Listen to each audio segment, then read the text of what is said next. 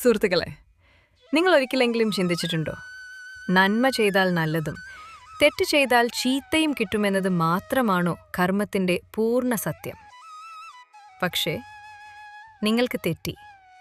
കർമ്മം അതിലപ്പുറത്തേക്കാണ് സംസാരിക്കുന്നത്.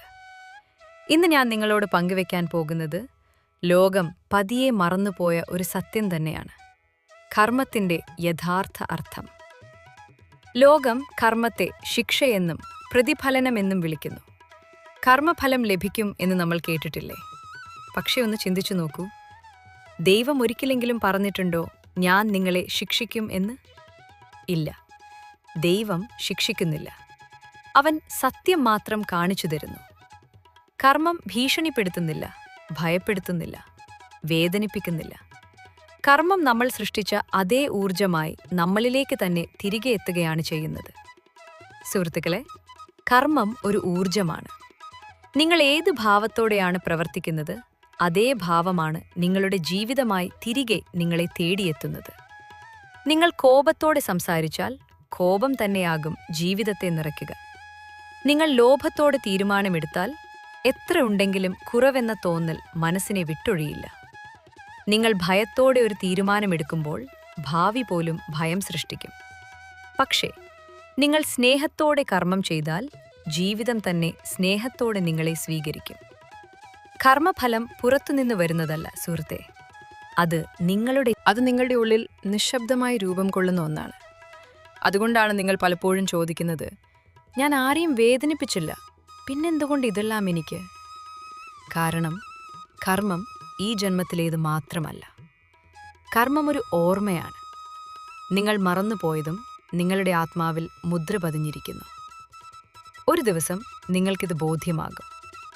ജീവിതം ഒരു പുസ്തകമാണ്. ജന്മങ്ങൾ അതിലെ അധ്യായങ്ങളാണ്. അന്ന് തന്നെ എനിക്കെന്തുകൊണ്ട് എന്ന ചോദ്യം നിങ്ങളുടെ മനസ്സിലുണ്ടാക്കില്ല. കർമ്മം 3 തരത്തിലാണ്. 1. സഞ്ചിത കർമ്മം. നിങ്ങൾ അനവധി ജന്മങ്ങളിൽ ചെയ്തതെല്ലാം നല്ലതും ചീത്തയും ഊർജമായി ശേഖരിക്കപ്പെട്ടത്. 2. പ്രാരബ്ധ കർമ്മം. ഇപ്പോൾ നിങ്ങൾ അനുഭവിക്കുന്ന ജീവിത സാഹചര്യങ്ങൾ മുമ്പ് ചെയ്ത കർമ്മങ്ങളുടെ തുടർച്ചയാണ്.